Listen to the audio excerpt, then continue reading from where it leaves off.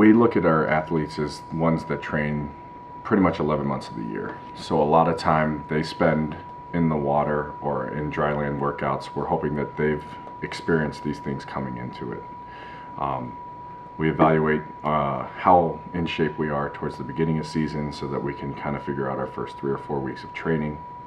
We tend to do an over distance training for about 3 or 4 weeks to make sure we get in the best shape we can. Then we'll split out and try and do like a distance or a sprint workout so that it's more specific to the athlete. And that's when we know that physically they're capable of handling the loads. All right, whether it's more yardage or whether it's more intensity.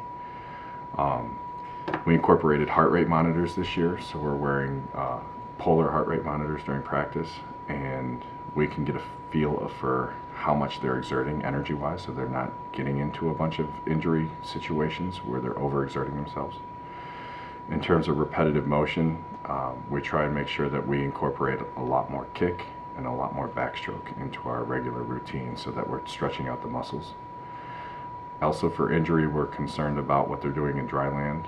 So in the dryland situation, we want to make sure we're doing 2 pull activities for every push. So we're working our back. So we're trying to make sure that our back is kind of straightening out our shoulders and give us an opportunity to not have that repetitive shoulder motion.